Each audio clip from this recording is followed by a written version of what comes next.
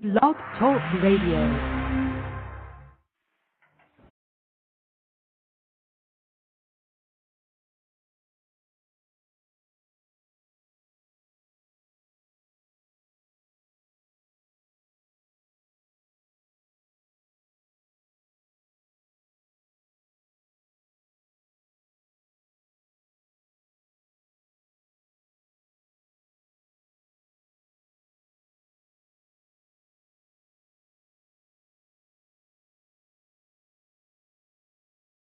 Boa noite, meus amigos.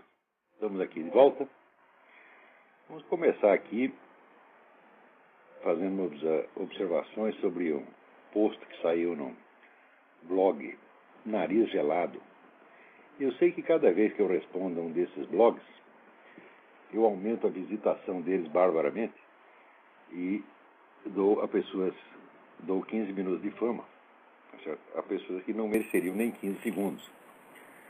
Mas eu não considero que ninguém, por não ter público, seja suficientemente desprezível para que eu lhe recuse uma resposta, né?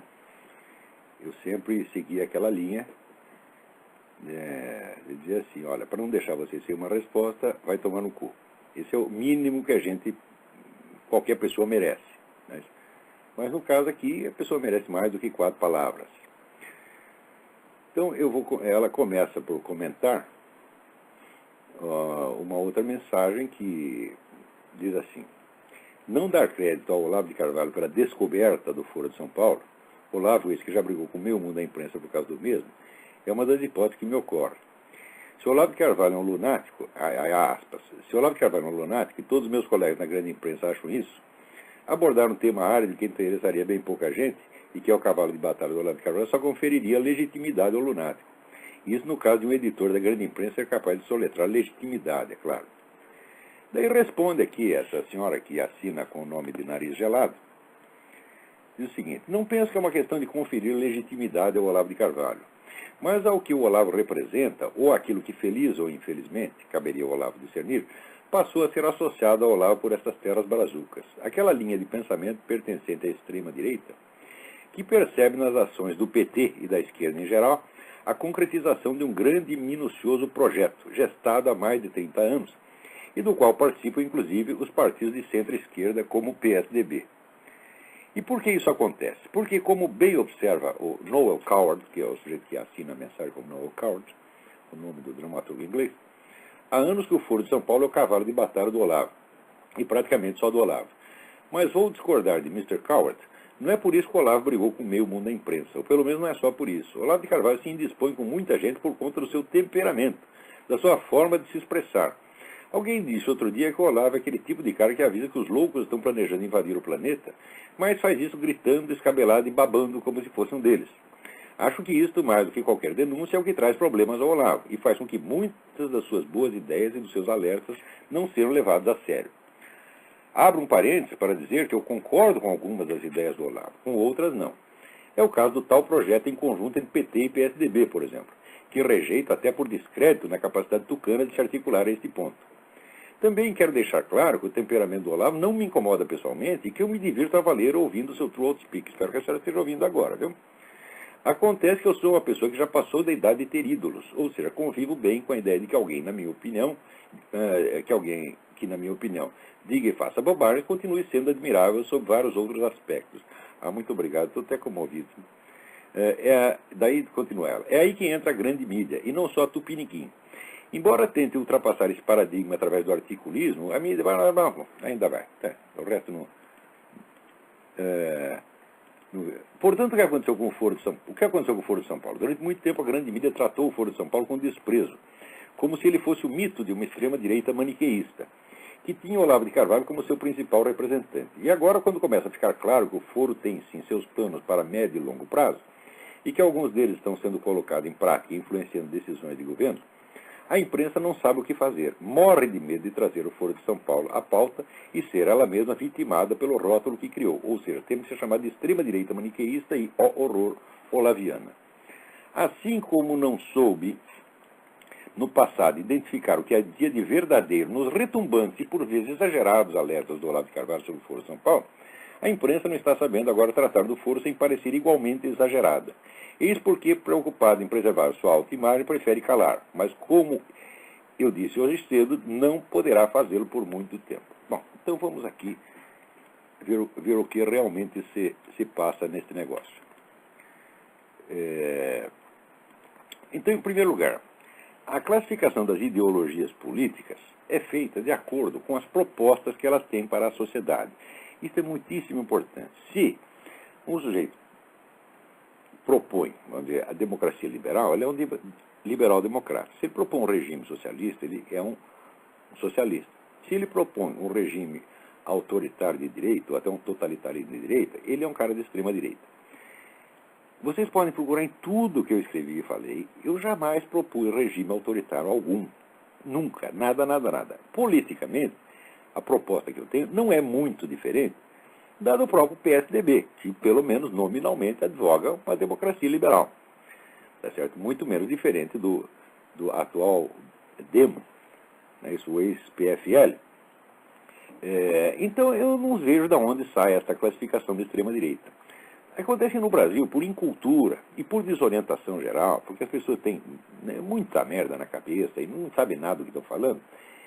Eles passaram a classificar os indivíduos politicamente não de acordo com as suas propostas, mas de acordo com os seus diagnósticos históricos. Ou seja, quer dizer, passou a haver, né, uma visão do passado que é direitista, uma visão do passado que é esquerdista, e por isso aí eles diagnosticam. Então isso quer dizer que você tem que tomar cuidado com a história que você conta do passado, porque eles vão te classificar politicamente aí. Por exemplo, com relação ao Foro de São Paulo, eu não creio que diagnosticar as atividades, a importância, o papel do Foro de São Paulo, tá certo, que já tem 17 anos, seja uma questão de de posição política, de extrema-direita, ou centro-direita, ou centro-esquerda, etc, etc. Isso é uma questão puramente histórica, tá certo? Aliás, a senhora Nariz Gelado, a senhora diz que não existe nenhum plano, um grande plano para a tomada do poder no continente. Eu digo, se não existe, e se ele já não está sendo aplicado, por que a senhora, que é professora de história numa universidade particular, tem tanto medo de revelar o seu nome? Porque a senhora sabe que aquilo é dominado por esquerdista. A senhora tem medo de perder essa porcaria de seu emprego, tá certo? Quer dizer que neste ambiente terrorífico, tá certo, onde a senhora mesmo tem o medo de dizer o seu nome, a senhora está fazendo de conta que tudo está normal e que só o que existe na mídia é uma certa inibição da mídia, é mais um problema de elegância do que outra coisa, tá certo? E não uma efetiva dominação dos meios de informação de opinião por uma corrente política. Então, vamos dizer, a sua própria vida, a sua própria atitude desmente o que a senhora está falando. A senhora está vivendo uma coisa e pensando como se fosse outra. Quer dizer, isso é exatamente o que a gente chama de paralaxe cognitiva. Não digo que a senhora seja mentirosa, mas a senhora está gravemente afetada de paralaxe. Quer dizer, a sua vida prova que as coisas não são como a senhora está dizendo. Mas, então ela diz aqui que extrema-direita é aquela linha de pensamento que percebe nas ações do PT e da esquerda em geral a concretização de um grande e minucioso projeto. Ora, minha senhora, a senhora diz que é historiadora. A senhora sabe o que é documentos primários? Sabe o que é fonte primária, dona? Isso aí não é uma questão de você ser de extrema-direita, ou extrema-esquerda, ou centro-direita, ou centro-esquerda. A existência deste plano há mais de 30 anos é uma coisa altamente documentada, tá certo? E, digo mais, o Fidel Castro concorda inteiramente com o que eu estou dizendo, porque ele sabe que foi assim. Ele sabe perfeitamente que o Foro de São Paulo é a continuidade da antiga OLAS, da Organização Latino-Americana de Solidariedade, que ele fundou nos anos 60, tá certo? Quer dizer, é a OLAS sob nova versão, quer dizer, a continuidade do mesmo plano. Isso aí, se perguntar para o Fidel Castro, ele vai dizer que eu tenho toda a razão, tá certo? E os documentos comprovam isso amplamente. Agora, a senhora acha que existe documentação de extrema esquerda, documentação de extrema direita? Quer dizer, conhecer certos documentos, né, é extremismo de direita? Então, ignorá-los é que é a posição centrista, equilibrada e democrática como a da senhora. Quer dizer, largue de ser burra, dona, vai estudar um pouquinho. A senhora não sabe nada da história do movimento comunista. Muito menos no Brasil, mas muito menos. O diagnóstico que a senhora faz da imprensa, da mídia brasileira, é dizer que ela tratou o Foro de São Paulo com desprezo, quer dizer, ela não deu importância. Isso mostra que a senhora não entende nada nem de história e muito menos de jornalismo.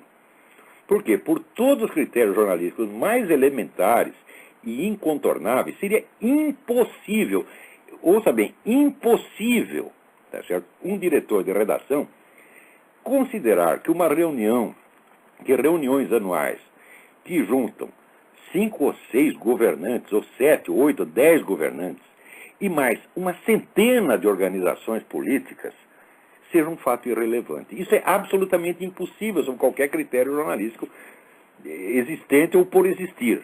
Então, dizer que a mídia tratou com desprezo é ilusão sua. A senhora julga as coisas pelo que a senhora mesma lê na mídia, que aparentemente é a sua única fonte de informação. A senhora, de fato, não conhece a história do movimento comunista, nem no mundo, nem na América Latina, nem no Brasil. Se conhecesse, não estaria dizendo tanta bobagem assim de uma vez. Tá certo? Portanto, jornalisticamente é impossível que os caras tenham tratado com desprezo. Eles trataram com ocultação premeditada. Isso é a coisa mais óbvia do mundo. Agora, se a senhora quer parecer bonitinha perante a mídia, se a senhora quer agradar essa mídia, né, quer agradar os chefes de redação, então a senhora disfarça, ajuda os caras a disfarçar, tá certo? Porque amanhã ou depois eles vão ter que se desmentir, obviamente. Eles vão ter que confessar que o Foro de São Paulo existia, que é um órgão poderoso, que foi importante para a América Latina, etc, etc. Eles vão ter que confessar tudo isso. Então, eles vão se penitenciar do quê? Nós erramos, nós tratamos aquele assunto com desprezo, foi um erro profissional nosso, um erro de técnica. É exatamente isso que eles vão fazer e a senhora está ajudando a fazer. A senhora já está roubando a desculpa, tá certo? Ora, se a senhora quer saber o que é o jornalismo no Brasil, a senhora procure uma publicação do Sindicato Jornalista de São Paulo que se chama 60 anos de jornalismo. É a história do jornalismo em São Paulo. Infelizmente, eu não conheço um equivalente para o Rio de Janeiro, para outros estados. É a história do jornalismo em São Paulo. E a senhora anota os nomes de todos os personagens principais, todos os jornalistas importantes que tinha em São Paulo, com exceção de 2 nomes, que um era o falecido Zé Carlos de Moraes, Tico Tico, e o Maurício Loureiro Gama, que eram 2 caras da direita. O resto, minha senhora, eram todos membros do Partido Comunista, membros. Os chefes da redação todos os caras que mandaram na imprensa, sempre mandaram na imprensa brasileira, não é de agora, tá certo? Todos membros do Partido Comunista. Como é que eu sei? Eu sei porque eu estava lá, eu era membro do partido, esses eram os meus companheiros. Eu os conhecia um por um, tá certo? E nenhum deles rompeu com o partido. No máximo o que aconteceu foi afastar-se um pouquinho, tá certo? Quer dizer, quando chegou nos anos 80, houve uma espécie de nova divisão da esquerda, uns foram para uma organização, outros foram para outra, tá certo? E é muito difícil hoje, aqui à distância, eu pesquisar qual é exatamente a articulação que existe entre essas organizações e o Partido Comunista. É muito difícil pesquisar isso. No entanto, vamos dizer, a unidade de ação se torna visível no próprio Foro de São Paulo. Quer dizer, é uma questão de estudado, né? Esse plano de mais de 30 anos é óbvio que existe. É uma coisa que não depende de posição política. A senhora achar que isso é uma posição de extrema-direita, mostra que a senhora em matéria de história é analfabeta. Analfabeta, porque essas coisas não... Você não pode decidir isso na base da tomada de posição. A história se faz com fontes primárias, dona. E só quem está lidando com fontes primárias, da fala do Foro de São Paulo, sou eu. Os outros falam no palpite, falam com base no que leram na Folha ou no impressionismo. Se a senhora está fazendo aqui um diagnóstico psicológico da a imprensa tratou com desprezo, e agora ela não quer aparecer isso, não quer aparecer aquilo. Isso é tudo bobagem, isso é tudo invenção da sua cabeça, dona. Interpretação, isso é psicologia de botequim. A senhora, em vez de tentar adivinhar o que se passa na cabeça de chefes de redação, a redação da senhora nunca entrou. Olha, eu passei 30 anos da minha vida dentro da redação, já conheço essas pessoas todas. A senhora nunca entrou numa redação. A senhora não tem ideia do que é o jornalismo brasileiro. Agora, para escrever a história do jornalismo brasileiro numa fase importante como essa, a senhora tinha que conhecer os personagens, tinha que conhecer os documentos primários. Assim, isso também a senhora não conhece. Tá certo? Então, note bem, a senhora publicou, aliás, essa coisa, não só no seu blog, mas num outro site, tá certo? É um site pertencente a uma instituição cujos membros, cujos chefes, eram os mesmos que 7, 8 anos atrás chegavam para mim dizendo: para com esse negócio de Foro de São Paulo, não fale mais disso, você está maníaco, vamos esquecer essa coisa. São esses mesmos, dona. E esses mesmos são o quê? É o tucanato, a senhora sabe perfeitamente disso. Outra coisa, se a senhora quiser saber a origem do PSDB, tá certo? A senhora tem que remontar ao tempo em que havia um órgão chamado SEBRAP. Tá certo? O SEBRAP foi o grande mentor da esquerda brasileira, tá certo? No período que pelo menos da esquerda paulista, no período que se seguiu, vamos dizer, ao golpe de 64 e, mediante uma série de transformações, acabou resultando na fundação do PT e do PSDB. Que esses dois partidos agem de maneira articulada, quem está dizendo também não sou eu, são documentos primários, dona. Vai estudar, porra! Por que eu tenho paciência agora? A senhora diz que não tem mais idade para ter ídolos, mas a senhora também não tem idade para ficar dando palpite bobo que nem uma moleca, tá entendendo? Vê se vai estudar, dona, vê se justifica o seu diploma de história. Quem disse isso com relação a PT e PSDB foi Fernando Henrique Cardoso e o então reitor da Universidade de Brasília, o Cristóvão Buarque, exatamente. Então, isso é uma troca de cartas pública entre Fernando Henrique e Cristóvão Buarque, que eram os dois intelectuais, entre aspas, mais importantes dos dois partidos naquela época. Tá certo? E ali ficava muito claro que não havia divergência ideológica nem estratégica entre um partido e outro. Havia apenas uma disputa de posições. Tá certo?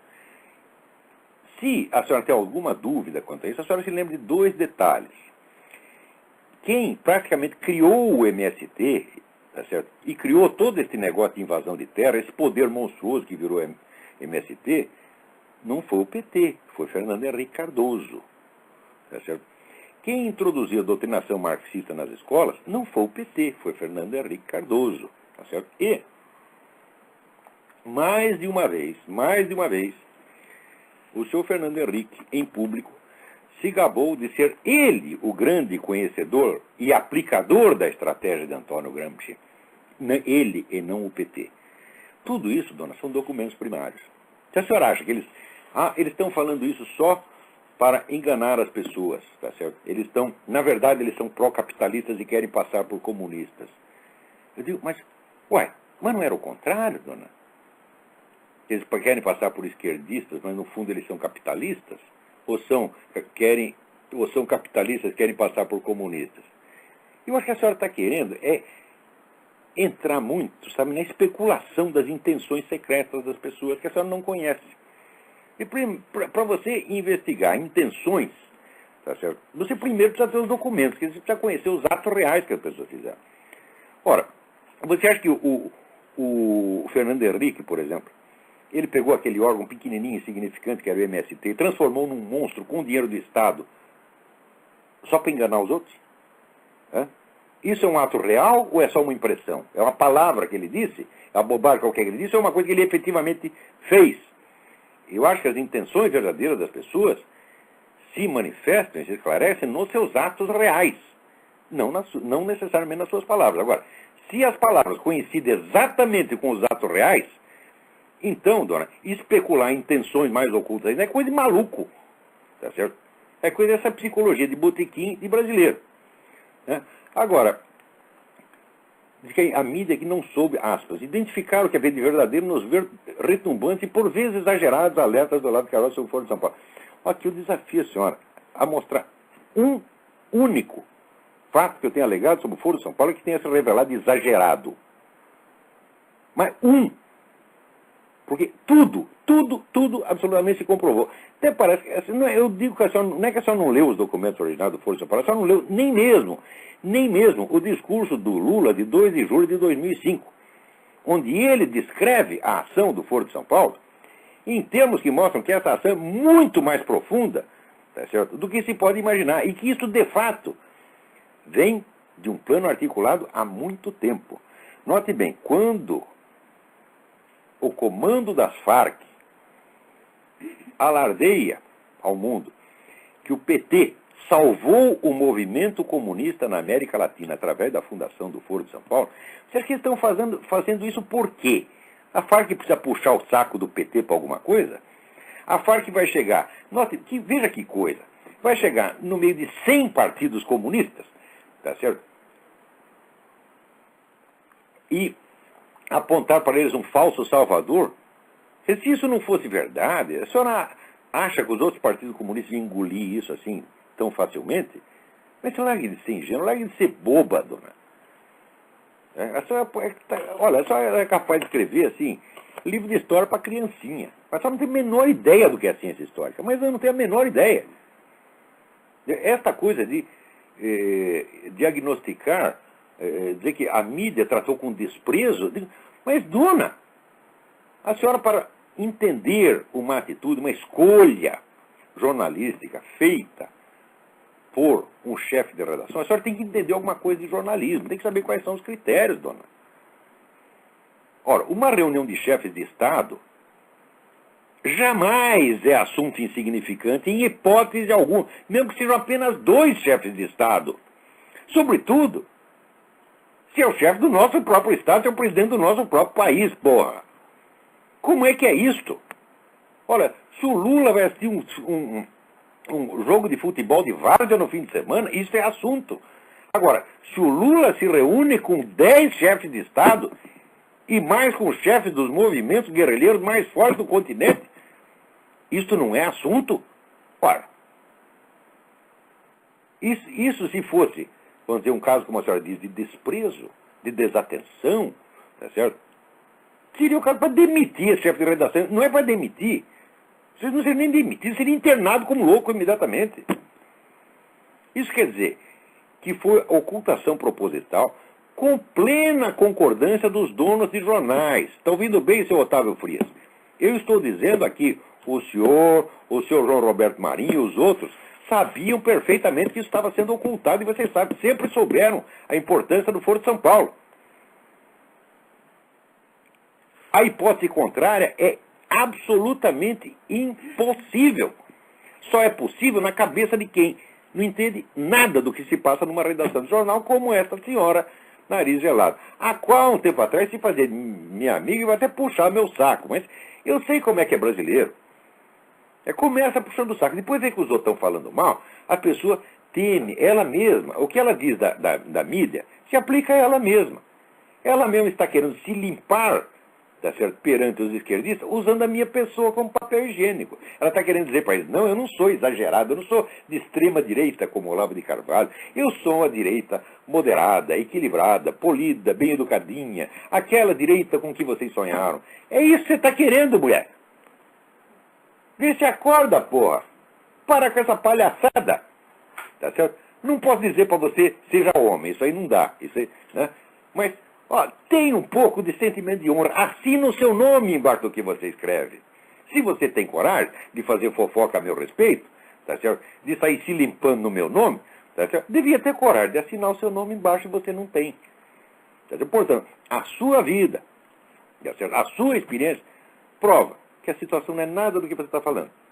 Agora, eu sei que brasileiro não é capaz de associar uma coisa com outra. Ele não é capaz de juntar uma ideia, uma frase bonita que ele inventou, uma frase que ele acha que vai parecer bem educada e polida, tá certo? Com os fatos da própria vida dele. Não é capaz de juntar. O brasileiro é uma mente fragmentária. Tá certo? Ele tem uma ideia aqui, outra ideia ali. A ideia, aliás, o brasileiro produz ideias não para descrever a realidade, ele não se interessa pela realidade. O brasileiro quer parecer. Por exemplo, ele quer parecer equilibrado. Exatamente como a mídia. A senhora está fazendo a mesma coisa. A senhora está escrevendo tudo isso aqui para a senhora parecer que a senhora é equilibrada. E não é um maluco que nem o outro, uma maluca, né? Que nem a senhora disse que o Olavo de Carvalho é maluco. É exatamente o que a senhora está fazendo. Mas que palhaçada, que histrionismo, que teatro mais desprezível. Né? E, infelizmente, no Brasil, parece que tudo é assim. Agora, quanto ao que a senhora fala de que o PSDB, né, de que não existe nenhuma articulação entre o PT e o PSDB, veja a notícia que a senhora mesma deu aqui. Né? Olha aqui, mais Estado, mais mercado. É a segunda Folha de São Paulo. E hoje o novo slogan tucano. Quer dizer que, note bem, aquele negócio de privatizações, tá certo? Não significa direitismo. Essa privatização foi feita por todo o regime socialista do mundo, porque era uma questão de sobrevivência. Foi feito pela China, dona. Foi feito pelo governo do Fidel Castro, porra. Tá certo? Quer dizer que eles passaram para a direita?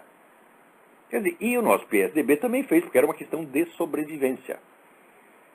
Tá certo? Não é um problema político. Eles não fizeram privatizações por ser favoráveis ao capitalismo e contra o socialismo. Eles eram socialistas, todos eles são socialistas e continuam tanto quanto sempre foram. Tá certo? A questão é a seguinte, é que o novo socialismo em escala mundial, presta bem atenção, dona, se a senhora lê, tá certo, os escritos, tá certo, dos teóricos comunistas que hoje dominam o mundo, como dominam a opinião comunista no mundo, como Immanuel Wallerstein, esse István Mészáros, etc. Ué, todos eles admitem que tem que ter uma cota de capitalismo. Todos eles admitem. Porque já entenderam que a economia totalmente estatizada é impossível. Por aquela mesma razão já apontada por Ludwig von Mises em 1922. Quando ele disse que numa economia totalmente estatizada não há mercado. Se não há mercado, as coisas não têm preço. Se não tem preço, as coisas não têm preço, não é possível cálculo de preço. Se não é possível cálculo de preço, não é possível planejamento. Se não é possível planejamento, não é possível economia planejada, a qual é o socialismo. Portanto, não é possível o socialismo. Essa dificuldade, que eles tentaram, até o sujeito que era ministro da Economia da Iugoslávia, o tal do Eduardo Cardelli, tentou contornar mediante jogo de palavras, acabou se revelando que era uma coisa efetiva mesmo. Então, qual é o resultado? Entre a proposta do comunismo, quer dizer, economia totalmente estatizada, e a economia totalmente liberal, os caras fizeram um meio a meio, que é exatamente a economia fascista. Se a senhora procurar um artigo meu, que fala disso aí, de uns anos atrás, publicado no Jornal da Tarde, onde eu digo que os caras, todos eles acabaram fechando negócio em torno da economia fascista. O que é a economia fascista? É aquela economia na qual você conserva a liberdade de mercado, mas você mantém a própria atividade capitalista, tá certo, presa numa coleira. Ou seja, você transforma os empresários em empregados do Estado, que é exatamente o que acontece no Brasil, é o que acontece na China e é o que está acontecendo em toda parte. Então, essa fórmula foi inventada por Mussolini e Hitler, tá certo? E está provado que economicamente ela funciona. Só o preço dela é a opressão geral. Mas economicamente, se você faz questão de aumentar a autoridade do Estado, aumentar a intervenção do Estado na economia, vai ter que ser uma intervenção limitada. Tá certo? E a intervenção limitada, tá certo, é exatamente o que dizia o Hitler, deixar o empresariado de joelhos. O empresariado brasileiro já está de joelhos. Nós estamos vivendo economia fascista, a China está vivendo economia fascista, a Venezuela está vivendo economia fascista, e os Estados Unidos, se não acordarem, vão cair na economia fascista, a gente não caem também. Tá certo? Então, a única diferença do PT e PSDB é essa diferença puramente adjetiva. Tá certo? Ou, como dizia o próprio Fernando Henrique, é apenas uma diferença de, como é que se diz, de interesse político. Nós queremos uns cargos, vocês também querem. Tá certo? Agora, que isso... A senhora não acredita que existe um plano de 30 anos? A senhora é burra mesmo, burra, a senhora é inculta, o seu problema é total incultura. Minha senhora, o movimento comunista faz planos para 60, 70, 80, 100 anos. Sempre fez. É uma coisa banal. Ora, o que é a própria obra de Karl Marx, se não um imenso projeto de revolução, tá certo? Que deveria se estender durante muitas décadas? Como que Karl Marx descreve a estatização dos meios de produção? Ele diz que a estatização deve ser feita ao longo de muitas gerações, não pode ser uma coisa abrupta, e deve ser feita através do imposto de renda progressivo. Quer dizer, é da natureza do comunismo fazer esses planos de longo prazo. A senhora se espanta com um plano de 30 anos, mas largue de ser boba, dona. Vai estudar um pouquinho, porra. Não é, simplesmente não é possível. É uma pessoa que tenta discutir comunismo, tá certo? E não tem nem ideia, nem mesmo ideia de que os líderes comunistas fazem há muito tempo planos para muitas décadas depois. A senhora não é que a senhora não sabe o que está falando, a senhora não sabe nem mesmo, vamos dizer, a dimensão do assunto. A senhora ignora tudo. Agora, depois vem discutir aqui se é uma questão de conferir legitimidade a mim.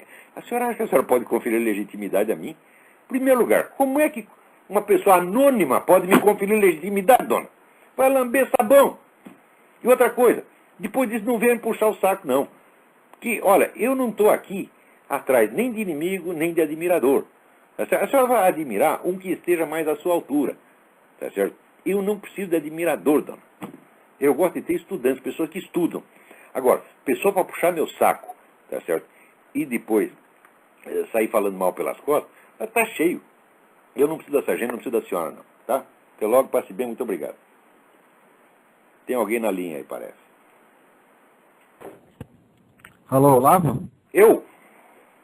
Aqui de Campinas, tudo bom? Quem é? Luiz Guilherme, de Campinas. Luiz Guilherme, tudo bem? Tudo certo. Diga.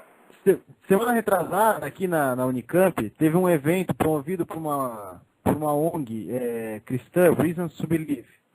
E o pessoal os evangélicos aqui da Aliança Pública Universitária trouxeram os caras aí, e eles fizeram 2 palestras focando mais na questão do criacionismo. Aham. E na segunda delas, é informação de segunda mão, né? Eu recebi essa informação de uma pessoa que eu confio bastante e é verdadeira, imagina. O professor da biologia se levantou e perguntou como é que era possível, numa universidade laica, eles falarem de criacionismo. Ou seja, chegou a um ponto de absurdo, né? Como é que é? A questão do só o darwinismo pode ser aceito. E aí a pergunta relativa a isso é a seguinte: o darwinismo não seria, assim como o socialismo, uma cultura? Ou ainda os dois não seriam parte de uma cultura maior, que a gente poderia chamar de modernismo? Sim, o darwinismo sim. Agora vamos deixar claro um ponto. Esta teoria que os camaradas estão combatendo tanto, que se chama o design inteligente, tá certo? Quem inventou a teoria do design inteligente foi Charles Darwin em pessoa. O pessoal discute isso e opõe darwinismo a design inteligente porque não leram a origem das espécies. Se lessem, note bem, eu li a origem das espécies quando eu tinha 16 para 17 anos. Naquela época eu era darwinista fanático, tá certo? Fazia coleção de desenhos de dinossauros, né? Vivia lendo tudo quanto tinha de negócio de paleontologia, eu adorava essa coisa. Então, nessa época, eu já sabia que no parágrafo final da origem das espécies, tá certo? Charles Darwin descreve a evolução animal como sendo o resultado, a materialização de um plano divino, de um plano traçado pela inteligência divina. Ora, se Charles Darwin pode dizer isso, por que os outros também não podem? Agora, note bem, daí o que os caras dizem? Não, Charles Darwin fez isso só por uma concessão à mentalidade da época. Ele estava disfarçando o seu verdadeiro pensamento. Mas esses mesmos caras que dizem isso, eles próprios tentam provar, por outro lado, que Charles Darwin era um sujeito muito cristão. Então tudo isso aí, quer dizer, é empulhação. Agora, você dizer que na universidade laica são proibidas ideias, proibido qualquer ideia religiosa? Não, o Estado laico é o Estado que não toma posição em matéria de religião, não toma posição nas disputas entre as religiões, nem na disputa entre a religião e o ateísmo, que é também uma forma de crença. Agora, o Estado que proíbe a expressão de ideias religiosas nos seus recintos oficiais, ele não é um Estado laico, ele é um Estado ateístico. Ou é um Estado anticristão, qualquer coisa assim. Quer dizer, isso que está acontecendo faz parte da reforma do vocabulário, a reforma gramsciana do vocabulário. Você usa as mesmas palavras para querer dizer o contrário. Mas bem, aqui na Constituição americana, quando eles decidiram que o Estado não teria religião oficial e não se meteria nessas questões, foi para assegurar que todas as tendências religiosas tivessem liberdade de expressão em toda parte, e não para calar a boca delas.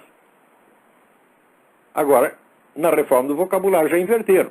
Então, esse sujeito que disse isso, como numa universidade laica, tá bom, numa universidade laica você não pode pregar o ateísmo, muito menos você pode pregar, tá certo, a extinção da liberdade de expressão religiosa dentro da universidade pública. Então, a resposta para esse sujeito é a seguinte, vai tomar no cu. Mas, a gente poderia considerar o darwinismo como uma cultura, assim como o senhor coloca o socialismo também? O darwinismo no sentido que esses cientistas... O darwinismo está devidamente incorporado na ideologia do movimento revolucionário desde as suas origens. Por quê? O evolucionismo surge, em primeiro lugar, como uma doutrina esotérica, tá certo? Inventada no corpo de uma organização esotérica, cujo nome eu esqueci agora, inventado pelo avô de Charles Darwin, Erasmus Darwin.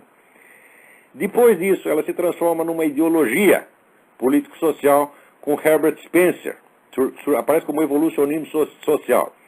Só depois disso, Charles Darwin, influenciado por Herbert Spencer e pelo próprio avô, resolve fazer daquela ideologia uma teoria biológica. Então, quer dizer, o darwinismo, ele faz parte do movimento revolucionário.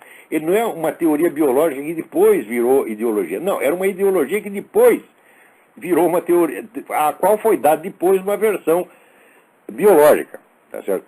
Agora, se você quer saber a minha opinião a respeito, eu não sei se existiu evolução animal ou não.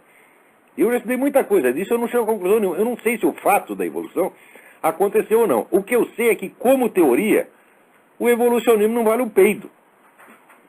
Tá certo? É uma coisa totalmente mal construída, por vezes autocontraditória, outras vezes tautológica, tá entendendo? Quer dizer, não está dizendo nada, tá certo? E que pretende se impingir ao público mediante as suas versões mais contraditórias. Se você leu Charles Darwin, tá certo? Na versão primeira do evolucionismo, no evolucionismo nada acontece por acaso, está tudo, vamos dizer, previsto por leis naturais férreas. Passados 100 anos já aparece outra versão mais recente, né, que diz que, ao contrário, acontece tudo por acaso, é tudo por uma combinatória totalmente fortuita. Ora, como é que os caras querem nos impingir que essas duas teorias opostas são a mesma teoria? Uma teoria não pode alegar em seu favor argumentos absolutamente contraditórios. Agora, eu não conheço um único evolucionista que tente resolver esse pequeno problema de lógica que tem lá dentro. Aliás, falar de lógica com esses caras é até perda de tempo. Quer dizer, porque isso aí, vamos dizer, em geral, o evolucionista ele precisa acreditar naquilo, ele necessita desesperadamente acreditar nisso. E vou te dizer por quê. Porque a perspectiva religiosa, a perspectiva, vamos dizer, de uma vida além da vida biológica, a perspectiva da existência de um Deus, de um céu e de inferno, é aterrorizante para essas pessoas. É o terror pânico, tá certo? De que seja preciso um dia se confrontar com uma realidade eterna, tá certo? E correr o risco de uma danação eterna. Eles têm medo disso. Então eles querem exorcizar essa coisa. Tá certo? Ora, a existência de uma vida após a morte, eu acho que é um dos fatos mais bem comprovados da história humana, que existem tantos e tantos e tantos e tantos e tantos depoimentos de pessoas que estiveram clinicamente mortas e cuja experiência post-mortem é exatamente igual. Existem, eu acho que talvez seja esse o material mais abundante que existe em todas as civilizações. Ou seja, algo após a morte, alguma coisa acontece, não sabemos exatamente o que é. Os teólogos podem divergir quanto à natureza dessa vida após a morte, mas eu acho que como um fato não tem como negá-lo. E é justamente isso que aterroriza essas pessoas. E depois ainda vem com essa história de que não, os negros inventaram a religião para se consolar. Tá certo? Porque a religião lhes dá tranquilidade. Eu não vejo qual é a tranquilidade que você pode ter dentro da perspectiva de você ir para o inferno. Quando Cristo diz, muitos são chamados e poucos escolhidos, olha, ele está anunciando um destino terrorífico para a maior parte das pessoas. Não vejo que tranquilidade, que consolo as pessoas vão ter disso. O que o cristianismo está dizendo é que existe uma chance, e essa chance é pequena. Tá certo? É como passar por um buraco de agulha. Tá certo? Do mesmo modo acontece em outras religiões, onde a perspectiva da vida pós-morte é descrita até em formas mais aterrorizantes. Então, na verdade, o que é um consolo é o ateísmo, porque o ateísmo desativa a sua imaginação espiritual. Você não tem que pensar mais além desse círculo, desse horizonte restrito da vida terrestre que está acessível aos seus olhos. É como se o resto não existisse. Né? Quer dizer, é como se a visão humana ela tivesse a capacidade de alcançar todo o universo existente. Para além disso, não existe nada mais. O que é uma coisa, vamos dizer, intrinsecamente absurda. Né? Então, quer dizer, como a imaginação espiritual leva o sujeito até dimensões que são, por vezes, aterrorizantes, o nego se anestesia, de vir ateu, não penso mais nada disso, não existe nada disso. Seria bom para ele se não existisse. Agora, que o darwinismo é uma cultura, não digo que ele por si mesmo seja uma cultura, mas ele é um elemento da cultura revolucionária. Entendi. Muito obrigado, Olavo. Obrigado a você pela pergunta. O senhor viu a declaração do autor Aguinaldo Silva? Eu vi, diz que o pessoal está caindo de pau em cima dele, estão perseguindo agora ele, porque ele já não está idealizando aí o MST. Mas ele falou que ele estava falando que da ditadura, né, que ele foi levemente perseguido, mas ele falou, mas hoje é pior. E a declaração dele é a seguinte: é que na época os militares até podiam impor arbitrariamente sua vontade, mas pelo menos não eram fundamentalistas. Não achavam que tinham a missão divina de reorganizar e assim salvar o mundo. Olha aqui, olha, isso é uma pura verdade. Eu estou dizendo para você que hoje existe mais opressão sobre as opiniões divergentes do que havia no tempo da ditadura. Eu sei porque eu estava lá, pô. Veja, eu trabalhava no Jornal da Tarde, que era o jornal mais policiado e mais visado. Tinha um sensor na portaria para cortar nossas matérias. Metade do que eu escrevia era jogado no lixo, porque eu trabalhava também na editoria de política, tá certo? Muitas vezes eu escrevia ali notícias que eram proibidas, eu sabia, era escrever e saber que não ia sair nada, tá certo? Quer dizer, no dia seguinte saía ali uma receita de bolo. A gente até brincava com isso. Uma vez tinha uma notícia lá que era sobre o governador Laudo Natel, né?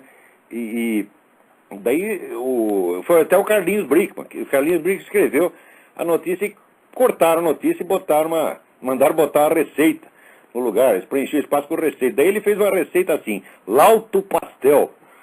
Né? Não é que a humanidade ficou sabendo que a notícia era sobre o Laudo Natel. E era assim, a gente ria. Mas ali havia a censura explícita.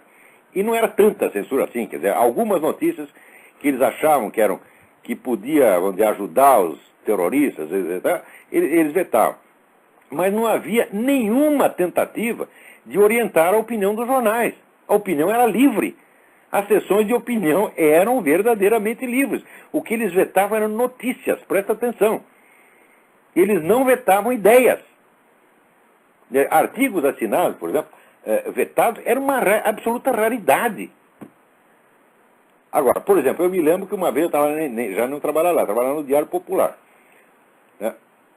Houve um assalto a uma loja de armas e aquela notícia estava proibida. Porque eles não queriam que noticiassem antes que eles soubessem exatamente quem foi. Né? E eu, na hora, esqueci, estava distraído. O editor da página tinha ficado doente e ele me botou para editar a página. Então eu que decidi, o que estava de manchete. Eu já taquei logo o assalto à loja de armas de manchete. Né? É claro que o jornal foi apreendido. Né? Mas era assim, eram notícias que eram consideradas estrategicamente importantes, eles vetavam essas coisas. Tá certo? E eu sei que quando eu cheguei no jornal, no dia seguinte, eu cheguei meio tarde, o coitado do editor já tinha sido levado para a delegacia, interrogado, e eu tinha arrumado uma encrenca para ele. Mas não dava nada, chamava lá, fazia interrogação e mandava perguntar por que você fez isso. Né? E mandava para casa, tá certo? Ninguém foi preso por causa de atividade jornalística. Isso é pura mentira, isso nunca aconteceu. O que às vezes era preso um jornalista, mas porque estava metido na guerrilha. O cara foi preso um jornalista. Não, foi preso um terrorista que também era jornalista. Aí sim. Né? E uma vez até, de vez em quando prendiam alguém por engano. Eu lembro que tinha um sujeito lá, um velho diagramador chamado Antônio, não sei o que, Freitas. Era muito amigo meu. Era um sujeito extravagante. Né? Era um tipo, como é que se diz? Um tipo cômico, né? Porque tinha umas ideias muito esquisitas, inclusive tinha umas ideias a respeito da própria diagramação do jornal, ele tinha umas ideias que ele gostava de fazer, queria fazer um negócio escandaloso, cheio de sangue na página, né? E aquilo já não estava mais na moda, estava na moda do jornalismo, entre aspas, comedido de hoje. Eu prefiro o antigo, escandaloso mesmo, era mais bonito. Mas o Freitas tinha essa coisa, e ele tinha sido diretor no Jornal Comunista na década de 30, né? E o nome dele estava lá na lista, então de vez em quando prendiam o Antônio Pinto de Freitas, né? Daí diz, mas você é aquele mesmo de 1930? Então vai para casa. Tá? Era isso que acontecia. Tá? Agora, o Brasil, durante os 20 anos de ditadura, teve 2.000 presos políticos, isso foi o máximo. O que é 2.000? Cuba chegou a ter 100.000 simultaneamente. Cuba, com a população 6 ou 7 vezes menor que a do Brasil, teve 100.000 prisioneiros políticos ao mesmo tempo. E era tortura o tempo todo, gente que morre de tortura lá até hoje. E ninguém fala coisa nenhuma. Quer dizer, esse pessoal outra coisa, todo este ódio que o pessoal tem da ditadura foi por causa do seguinte: na Revolução, o golpe 31 de março, ninguém morreu, não se deu tiro, não aconteceu nada. Acontece que pela esquerda se espalhou o pânico. Todo mundo dizia, os direitistas vêm, vão matar todo mundo, vai ser a noite de São Bartolomeu. Todos os líderes saíram correndo para dentro das embaixadas. Nós que éramos estudantes, saíamos às vezes procurando orientação, cadê os chefes? Os chefes tinham sumido. Então aquele show de covardia deixou os camaradas absolutamente complexados por 40 anos pela frente. Então eles ficam querendo bancar o herói. Agora me diga, que heroísmo existe em você esconder uma bomba dentro do aeroporto, tá certo? E sair para ver aquilo de longe? Que valentia existe em você ficar esperando o capitão Chandler sair de casa, despedindo da mulher do filho, e você fazer a tocaia para o sujeito e matá-lo? Que valentia existe em você entrar dentro de um banco e você aterrorizar a coitada da mulherzinha que está lá na caixa? Dá o dinheiro aí. Não tem valentia nenhuma, porra. Esses caras são um bando de cagões. Sempre foram. Agora, um cagão enraivecido, um cagão ressentido, é capaz de fazer muita violência. Então, o Aguinaldo Silva tem toda a razão. Agora o negócio está pior do que antes. O que me surpreendeu foi ele entrar em consonância com o senhor, com o Reinaldo Azevedo, dizendo que esses caras acham que eles têm o direito de fazer tudo porque eles têm uma missão divina de reorganizar e salvar o mundo. Você vê que não é uma questão de posição política, isso é uma questão estritamente objetiva. Estritamente objetiva. Eu não escrevo meus artigos para dar opinião. Cada coisa que eu escrevo em artigo é apenas resumo de coisas que em outro lugar, às vezes em textos mais compridos, ou em conferências, eu já expus meticulosamente, com todas as provas, com todos os documentos. Claro que eu posso errar como qualquer um. Mas esse negócio de dar opinião, isso é uma bobagem, tá entendendo? O que a gente tenta é fazer uma análise objetiva do que está acontecendo. E mais dia, menos dia, por mais esquerdista que seja, se ele não for totalmente comunista, e ser corrompido, porque você acaba colocando a opinião do partido acima da sua, se ainda tiver, vamos dizer, um pouco de consciência, um pouco de hombridade, um pouco de honestidade, como o Aguinaldo Silva sem dúvida tem, vai ter que reconhecer a verdade. Esses caras, eles são a incorporação da mente revolucionária. O que é a mente revolucionária? Vou definir de novo. A mente revolucionária consiste em você inventar um futuro hipotético maravilhoso, tá certo? E, em nome desse futuro hipotético maravilhoso, você ser dispensado de todas as leis morais, das obrigações legais e morais a partir desse momento. Quer dizer, você pode tudo porque você é o representante do futuro. Como é que a gente sabe que você é o representante do futuro? É só porque você disse. Então, a mentalidade revolucionária é a autoridade autoconferida de um futuro hipotético. Isso é uma estrutura de pensamento, não é um conteúdo ideológico.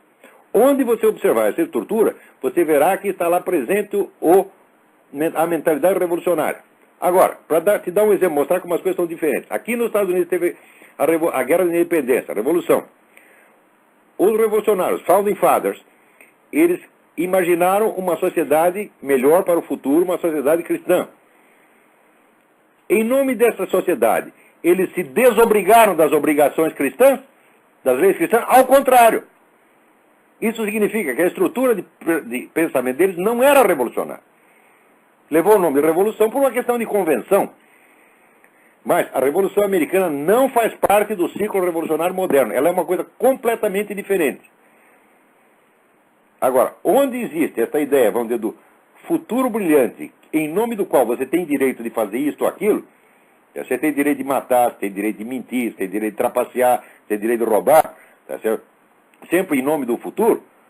Isto é a mentalidade revolucionária. Onde você vê isso, você está vendo um bandido, um assassino, um canalha. Nenhum ser humano decente pode pensar assim. Se você quer uma sociedade melhor, você tem a obrigação de agir melhor desde agora. Agora, não é fazer como aqueles vagabundos tipo Bertolt Brecht, mentir em favor da verdade. Como é que é possível isso, porra? Se você está falando da verdade, você quer a verdade, você tem que praticá-la. Se você quer a liberdade, você tem que reconhecer a liberdade do outro desde agora. Mostra para mim onde foi que eu tentei tapar a boca, tentei impedir que um comunista falasse, que um esquerdista falasse, como eles fazem comigo o tempo todo, como fizeram na Bienal do Livro de 98, meu debate com o João Pedro Stedley.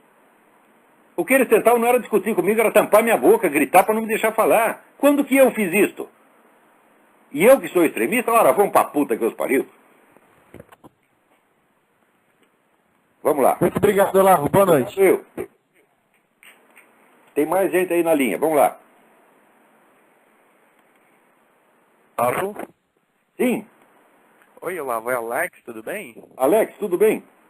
Oi, Olavo. Eu estou ligando para agradecer o espaço que você deu no seu programa na semana passada para ajudar a divulgar aquele trabalho da Epoch Times sobre aquele documentário Não fiz mais da China comunista.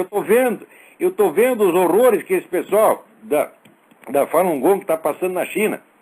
Aqui eles, vamos dizer, o pessoal, todo mundo que é oprimido no seu país vem aqui para os Estados Unidos, né? Então está cheio de chinês aqui. Eles fazem de vez em quando as manifestações, distribuem esse jornal Epoch Times, que tem muita informação interessante.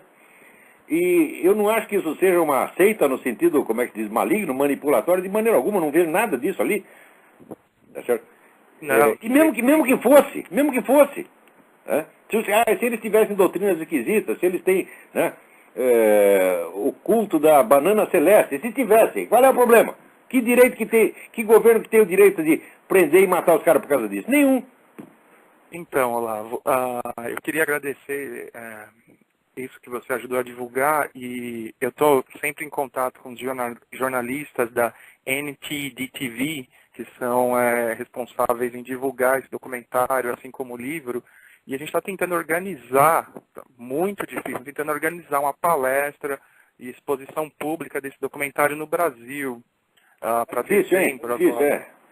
No Brasil, você vê, nem os atentados, morticínio feito pelas Farc, eles noticiam. Você nunca vê uma notícia, olha, a Farc matou tantos. Toda semana a Farc está matando gente, nunca sai no Brasil. Por quê? A Farc é amiguinha do presidente. Exatamente. Então, do mesmo modo que eles esconderam o Foro de São Paulo, esconde até a Farc, porra. E esse assunto de falar da China comunista também incomoda muito. Também não pode, está chovendo dinheiro chinês lá, porra. Eles sabem que a perseguição não se estende só a Falun Gong, tem padres, a igreja cristã... E o que eles fazem no Tibete, que já mataram 1 milhão de tibetanos? Em Lhasa tem mais soldado chinês do que tibetano nativo, porra. E ninguém fala nada.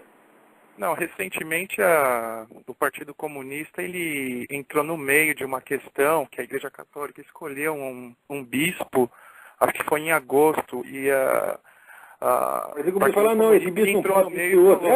Não pode ter bispo aqui, não pode. Eles não deixaram um bispo que foi eleito, reconhecido pelo Vaticano. Então a perseguição lá, a igreja... Não, lá quem manda na igreja são os generais, o Papa não apita nada. Ele fazia a mesma coisa no Brasil. E peraí, tem 3 pessoas na fila para falar, Alex, então abrevia aí a sua mensagem.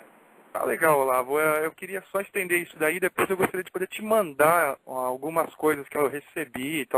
Mande para o e-mail olavo@olavodecarvalho.org. Legal, Olavo. Muito obrigado, viu? Obrigado eu. Um abração. Vamos ver quem mais está na linha. Vamos lá. Alô? Alô? Alô? Bom, então enquanto caiu a ligação aqui. Então liga outra aí, vamos lá. Alô, Olavo, é o seguinte, eu vi aí você falando aí sobre a China. Quem está falando? É Alexandre. Oi, Alexandre. É Alex aqui de Miami. É o seguinte, Outro Olavo, Alex. Tudo bem, Alex? É o seguinte, a respeito da negócio da China, a minha esposa, ela tinha negócio na China e ela falava lá que o pessoal que depois da tomada da China comunista. Alô? E ela falou que todas as que eram da Kong, que eles tinham os negócios, né? Então escreveram aqui num jornal aqui nos Estados Unidos, falando que eles têm 100 empresários milionários lá na Hong Kong, falando bem da China, né, do regime.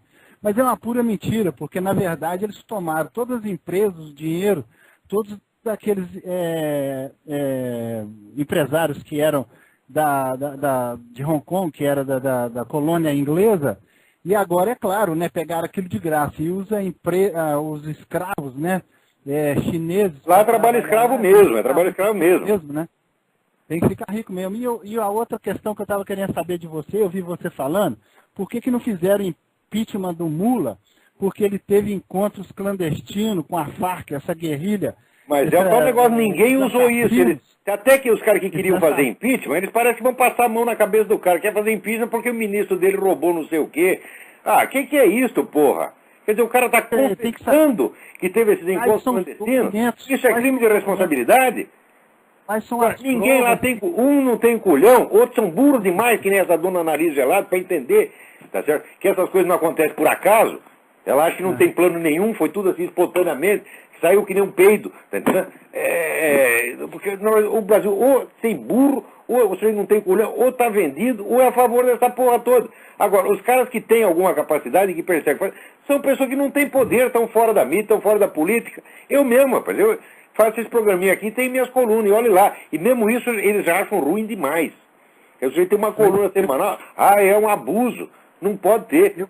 Estão fazendo o diabo para calar minha boca faz tempo.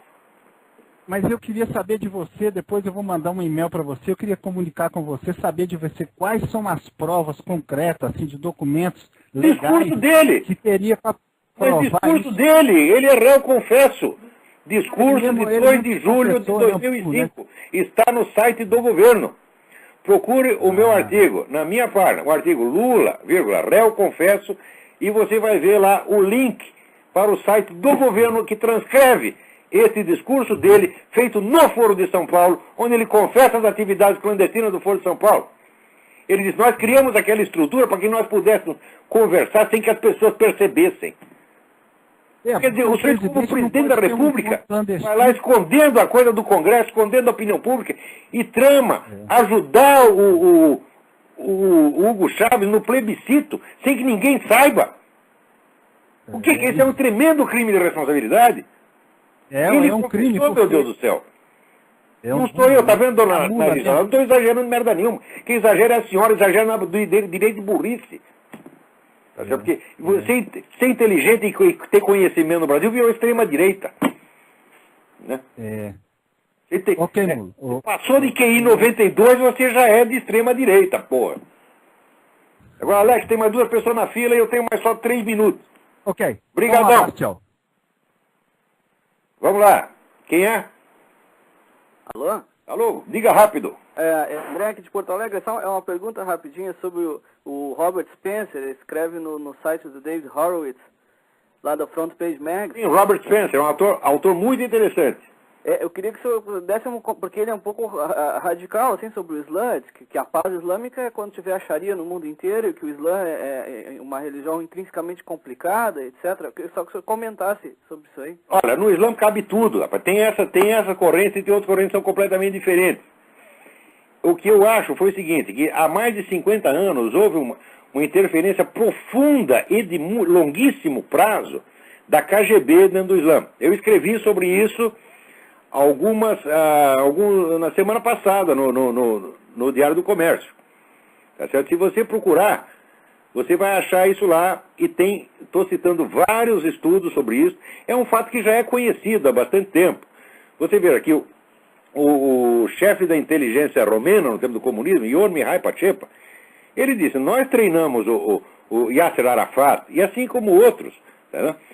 Então, eu acho que eles pegaram as tendências mais radicais potenciais do Islã e trataram de fortalecer isso aí. E esse pessoal acabou encobrindo as outras tendências, entendeu? Uhum. Mas eu acho que o Islã, ele em si mesmo, ele não é revolucionário. Olha, eu sei disso, olha, presta atenção. Eu escrevi um livro sobre a história das origens islâmicas. Esse livro, embora não seja um livro islâmico, foi premiado pela Universidade de Al-Azhar na Arábia Saudita. Tá certo?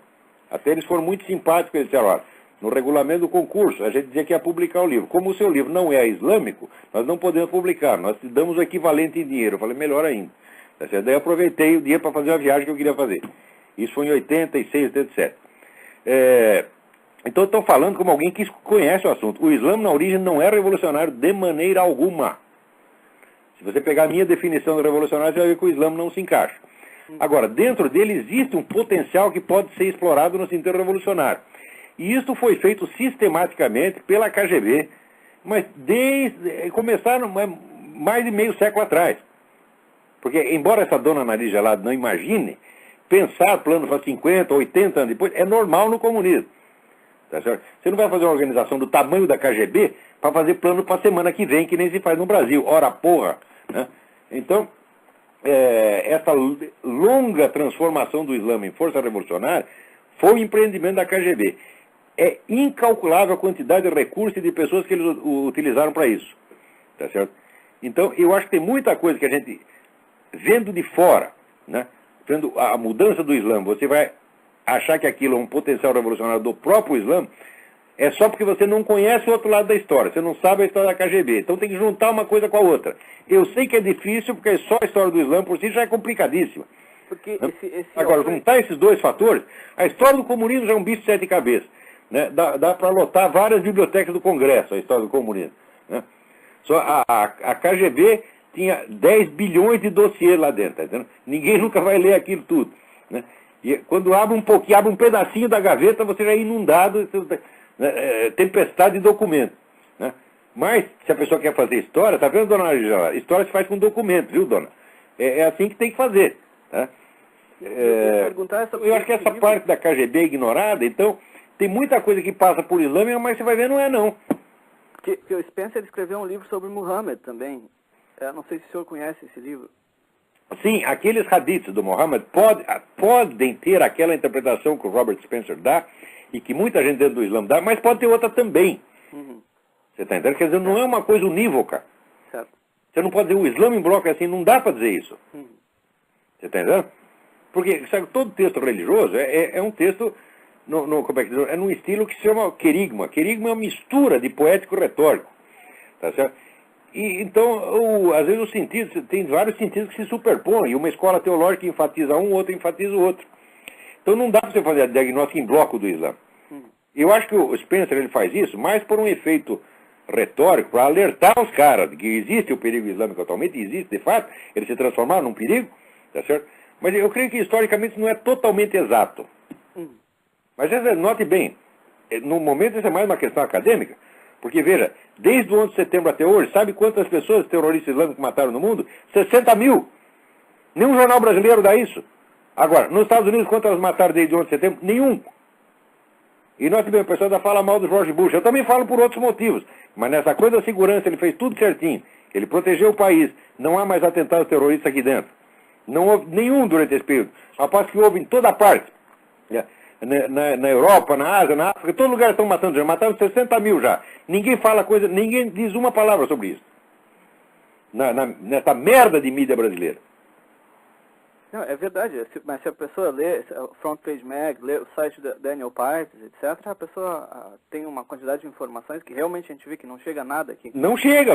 A gente vai à procura, sai em jornais da Ásia, às vezes sai em jornal americano, sai em jornais da Ásia, sai em jornais da África. Todo mundo está sabendo disso. Agora, o Brasil, rapaz, o Brasil está tampado para o mundo. Notícia não chega aí. É isso aí. Tem mais uma última pessoa. Deixa eu ver se eu consigo atender. Tchau. Tchau, obrigado. Quem mais? Vamos dar mais um aí. Eu acho que nem dá mais aqui. Vamos. Alô?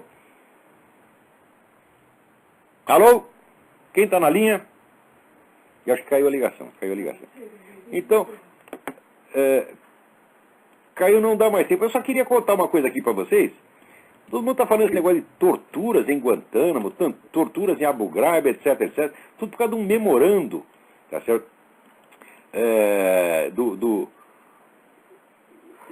Da CIA, que permitiu o uso de técnicas agressivas no interrogatório de terroristas. Agora é que eu fui ver a porra do memorando, e é o seguinte, note bem, o tratamento agressivo que é permitido é exatamente aquele que se dá a soldados em treinamento militar. Não pode passar disto. Você chamar isso de tortura é ser muito filha da puta. Você está entendendo? Aí é que tá. Então, era assim, por exemplo, você dá um tapa no sujeito. Ou você colocá-lo sob situação de estar muito frio, ou muito calor, privação de sono. Isso aí tudo, vamos dizer, são coisas que um soldado em treinamento militar passa por isso.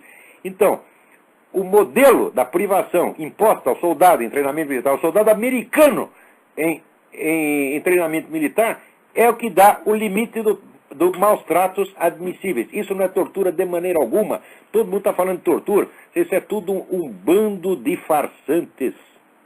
Então com essa notícia, acabou o nosso tempo, então até a semana que vem. Muito obrigado a todos. Não tem mais tempo. Eu sei, mas o pessoal tá bombando, o teu programa tá bombando.